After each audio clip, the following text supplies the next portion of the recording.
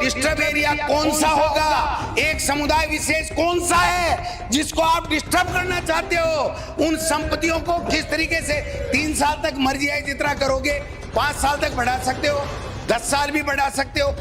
काका जी का बाड़ा है क्या जो बढ़ा दोगे, चाहे जैसे बढ़ा दोगे। हम आ जाएंगे 2028 में और इस बिल को वापस खत्म करेंगे। रफीक भाई, गोपाल जी कैसे प्रेम से बैठते हैं, गले मिलते हैं। कहाँ आप किसको लड़ाना चाहते हो इस बिल के माध्यम से? यूडीएच मंत्री रहे हुए और खर्रा साहब के सामने ईओ के लिए गिड़गिड़ा रहे हो, इससे बड़ी शर्म की बात कोई हो ही नहीं सकती। जो डिस्टर्ब करता है उसको तो हटाएंगे नहीं, भाई भाई को लड़ाएंगे, क्योंकि हमको वोट चाहिए। और ये वहां से गुजरात से एक फरमान आ गया कि इस राजस्थान को आग लगाने की जरूरत क्या है।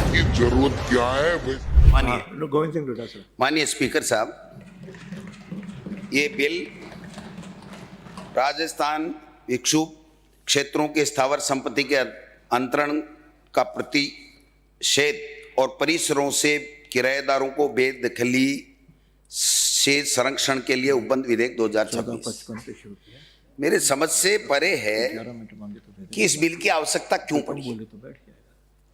यहाँ राजस्थान बहुत ही शांति प्रिय है और इसमें किसी तरीके की कोई बात आज की तारीख तक आई नहीं। ये बिल केवल और केवल सभापति महोदय इसलिए लाया गया है कि गुजरात की अंदर बिल है और वहां पर आराम से सत्ता चल रही है।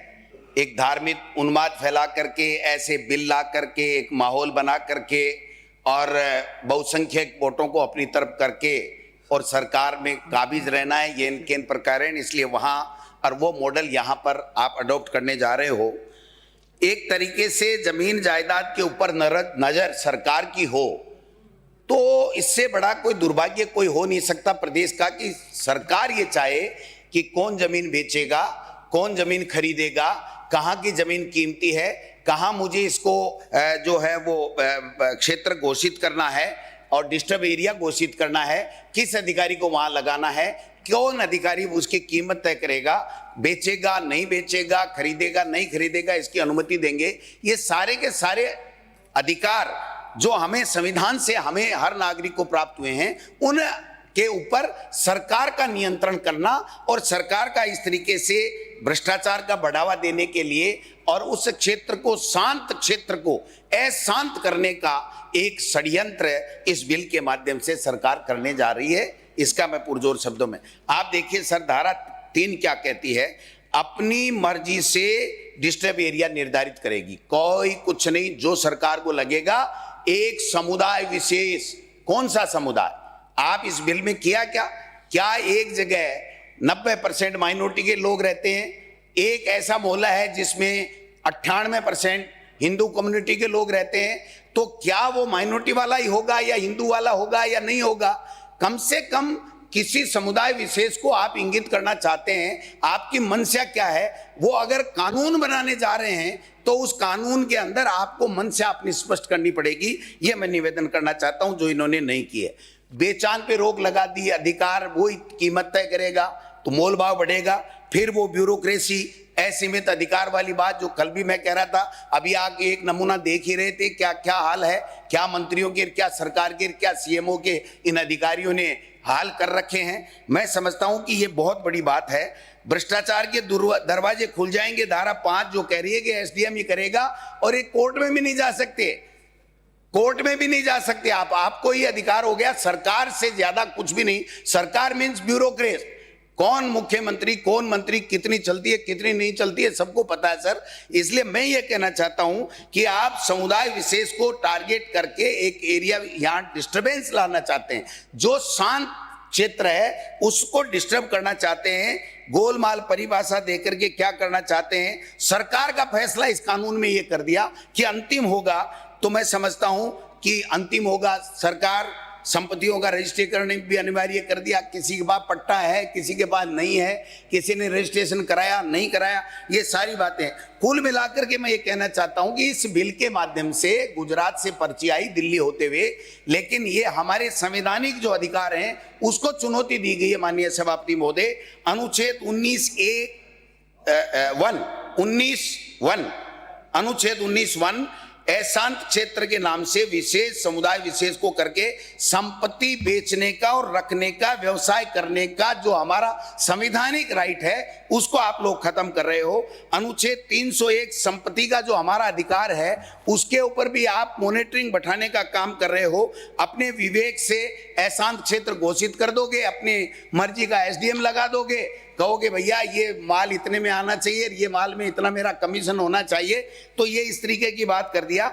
अनुच्छेद हमारा जो कॉन्स्टिट्यूशन है वो दिन दिन उसको तोड़ने की साजिश तो ऊपर से डबल इंजन की सरकारें कर ही रही हैं, लेकिन अनुच्छेद 14 जो हमें समानता का अधिकार देता है उस समानता के अधिकार को खत्म करने के लिए आप किसी भी निवासियों को संदिग्ध श्रेणी में डाल करके उसको अपमानित करने का काम कर रहे हो और उनको अशांत करने का काम कर रहे हो। मैं समझता हूं कि केवल भौगोलिक या जनसांख्यिकीय आधार पर भेदभाव करना धारा अनुच्छेद 14 की कसौटी पे खरा नहीं उतरता है। संघवाद और राज्य की शक्तियों का दुरुपयोग करने के लिए ये बिल लाया गया है। जिम्मेदारी से भाग रही है कि लॉ एंड ऑर्डर मेंटेन करना सरकार का काम है, 70 साल से कर रही है। आपने ऐसी क्या बात है, आप कर नहीं पा रहे हो, इसलिए जमीनों के अंदर आपकी नजर हो गई और नजर होकर के एक बिल ला करके आप इस तरीके का काम करना चाह रहे हो। मैं इंस्पेक्टर राज को बढ़ावा मिल जाएगा माननीय सभापति महोदय। किराएदारों के संरक्षण के नाम पर एक नया संकट आप लोग पैदा कर रहे हो, ये बहुत गलत बात है। संपत्ति के मालिकों को आप शोषण करने की दृष्टि से आपने विवादों को बढ़ाने के लिए ये कानून लेकर के आए हो। इसलिए मैं रेट कंट्रोल, जब किराएदार के लिए रेट कंट्रोल एक्ट पहले से मौजूद है उनकी रक्षा करने के लिए, उनके अधिकार तय करने के लिए, तो मैं समझता हूं कि इस बिल को लाने का क्या औचित्य है। केवल रियल एस्टेट पे आपकी नजर है। अगर आप एशांत क्षेत्र करके सरकार अपने हाथ में लेगी तो रियल एस्टेट भी पर भी प्रभाव पड़ेगा। जो रियल एस्टेट बूम पे है वो बिल्कुल डाउन चला जाएगा, लोग गरीब और ज्यादा तकलीफ में आ जाएंगे, भ्रष्टाचार बढ़ जाएगा और न्यायिक जांच कोई नहीं, न्यायालय कोई नहीं, सब कुछ सरकार और उस अधिकारी कलेक्टर और एसडीएम के ऊपर हो जाएगा। केवल पंजीकरण की पारदर्शिता भी सुनिश्चित करने के लिए इसमें कोई प्रावधान नहीं है। न्यायिक जांच का कोई वो नहीं है। कौन सा एरिया को आप डिस्टर्ब मानोगे उसका कोई आंकड़ा होगा, कोई सर्वे होगा, क्या होगा क्या नहीं होगा, ये भी इस बिल के अंदर नहीं है। रेट ट्रिब्यूनल को भी अगर आप इसको ठीक करना चाहते हैं तो रेट ट्रिब्यूनल को भी आप मजबूत करिए, उसको लेकर के आइए। स्वतंत्र डिस्प्यूट रेजुलेशन बोर्ड बनाने की यहाँ पर आवश्यकता है। मैं कहना चाहता हूँ ये ठीक नहीं है माननीय सभापति महोदय। विशिष्ट समुदाय की घेराबंदी करने का काम आप कर रहे हैं, भाईचारे को अपूर्णीय क्षति होगी। जो गंगा जमनी तहजीब हमारी है उसको आप खत्म करना चाहते हैं। केवल युवाओं को नौकरी में भेदभाव करना पड़ेगा, लोगों की शादियां नहीं होगी कि आप तो डिस्टर्ब एरिया में रहते हो, आपके यहाँ हम बच्ची नहीं देंगे, उसके और उसकी इमेज पे भी फर्क पड़ेगा कि आप कहाँ रहते हो, कि जयपुर में रहता हूँ। जयपुर में कहाँ रहते हो? ओ साहब हम तो उस डिस्टर्ब एरिया में रहते हैं। तो उस एरिया में रहते हो तो आपकी छवि के ऊपर भी मैं समझता हूं कि फर्क पड़ेगा। रिश्ते भी तार तार होंगे, हर आदमी सबकी दृष्टि से देखेगा। आपस में जो गंगा जमनी तहजीब है, हिंदू मुस्लिम सिख ईसाई सारे के सारे भाईचारे के साथ में रहते हैं। आज देख सकते हो, मैं समझता हूं उस पर भी आप लोग उसके भी दाग लगाना चाहते हो। और दूसरा मैं ये कहना चाहता हूँ, कोई व्यक्ति व्यापार करने के लिए ऋण लेगा, एजुकेशन के लिए ऋण लेगा, उसके लिए भी आपने उसको जो है वो कर दिया है। और कलेक्टर की अनुमति अनिवार्य होगी, अधिकारियों की अनुमति अनिवार्य का मतलब 100% भ्रष्टाचार। ये हो क्या रहा है, हम कर क्या रहे हैं? जो जनता के चुने हुए जनप्रतिनिधि हैं वो चुन करके आने के बाद में यहाँ बैठ करके रोजाना इन अधिकारियों को असीमित अधिकार देते हैं और ये असीमित अधिकार का नाजायज फायदा उठाते हैं। और नाजायज फायदा उठा के आप कम से कम एक कमेटी तो रखते कि एक मंत्री तय करेगा, सीएम तय करेगा, कोई करेगा, एक कमेटी बना देते, कुछ तो कर देते।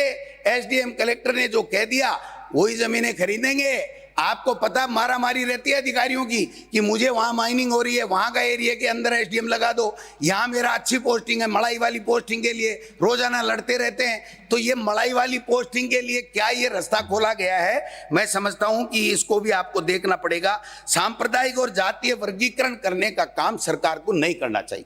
सरकार को हमेशा सबको एक दृष्टि से, डायलॉग तो आपके बहुत है, सबका साथ, सबका विकास, और बछीड़ बुला रहे हो कि साहब ये वोट चाहिए, ये वोट नहीं चाहिए। तो ये कम से कम नहीं होना चाहिए। आर्थिक अलगाववाद भी इस डिस्टर्ब एरिया के जो एरिया में होगा। प्रशासन सौदों की जासूसी करेगी, दलाल पल जाएंगे और दलाल पल करके कहेंगे एसडीएम साहब ये माल इतने का है, इतने में सेट करा दो, आपका इतना हो जाएगा, मेरा इतना हो जाएगा। तो ये कौन सा बिल ला रहे हो? कहाँ है यहाँ है शांति? आप देखो रफीक भाई, गोपाल जी कैसे प्रेम से बैठते हैं, गले मिलते हैं। कहाँ आप किसको लड़ाना चाहते हो इस बिल के माध्यम से? सभापति महोदय, मैं ये पूछना चाहता हूं, हर सौदे के ऊपर नजर रखना चाहते हो आप, बताइए। कानूनी पेचीदगियां बढ़ जाएंगी। ये गुजरात मॉडल जो है ना साहब, माननीय संसदीय कार्य मंत्री जी, आप भी बुद्धिमान हैं, हाईकोर्ट में हैं, आप हाँ ये करेंगे। जब पहले से कानून मौजूद है, लैंड ऑर्डर मेंटेन के लिए आईपीसी, सीआरपीसी मौजूद है, किराएदार के लिए किराएदारी के लिए संरक्षण के लिए कानून मौजूद है, तो ये डिस्टर्ब एरिया कहां से लाए? तो फिर तो कोई डिस्टर्ब मंत्री है, उसको भी हटाओ पहले। आप बताओ, रोजाना ही डिस्टर्ब करता है उसको भी हटाओ, फिर डिस्टर्ब को उसको हटाओ, फिर कर देना कोई करो। तो जो डिस्टर्ब करता है उसको तो हटाएंगे नहीं, अधिकारी की मोनोपोली चलेगी, भाई भाई को लड़ाएंगे क्योंकि हमको वोट चाहिए। और ये वहां से गुजरात से एक फरमान आ गया कि भाई साहब ये करना, ये कॉपी पेस्ट करना बंद करो। ये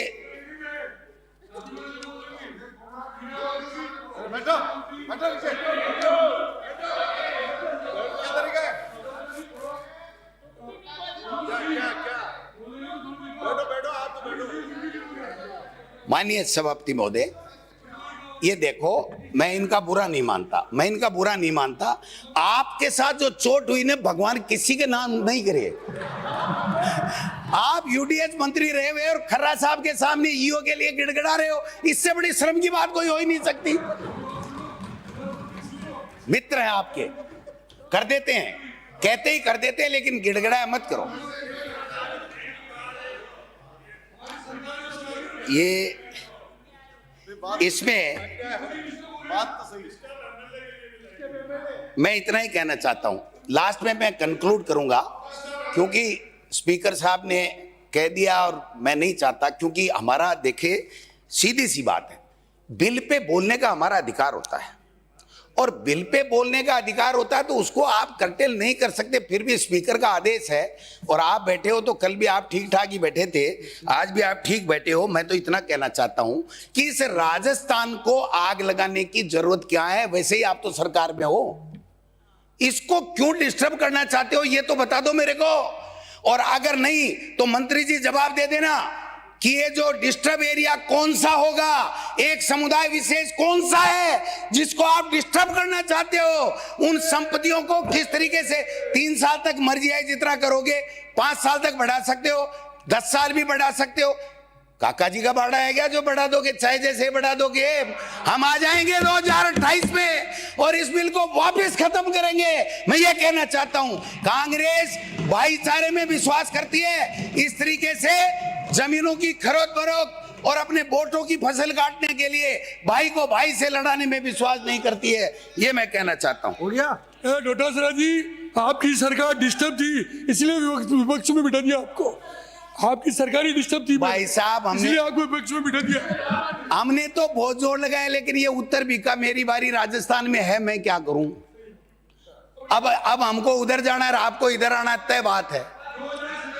अब भाई मैं क्या करूं, हमने तो बहुत अच्छे काम किए, सदस्य ऐतिहासिक आदेश की पालना, हमने ऐतिहासिक काम किए थे, लेकिन भगवान को राजस्थान की इस परंपरा को तोड़ना नहीं था, इसलिए उन्होंने उत्तर बीका मेरी बारी कर दी। अब आप निश्चित कर ले, जिण क्यों निकाल लेना, 2.5 साल ही है मुश्किल से, जो करना है कर लो। और ये जो बेलगाम अधिकारी है ना, इनके ऊपर अंकुश लगा दो अगर कुछ करना चाहते हो तो, नहीं कुछ भी नहीं करने देंगे आपको। अब क्या बताऊं साहब, बोलिए। कोर्ट को हटा करके सरकार जमीनों की खरीद फरोख्त में सरकार भाई को भाई लड़ाने में आ जाए तो ऐसी सरकार की जितनी निंदा की जाए उतनी कम है। ये बात कहना चाह रहा हूं। बैठ जाऊं, आपके जज गई, एक बार मुस्कुरा के कहो बैठो। बिराजो। Thank you.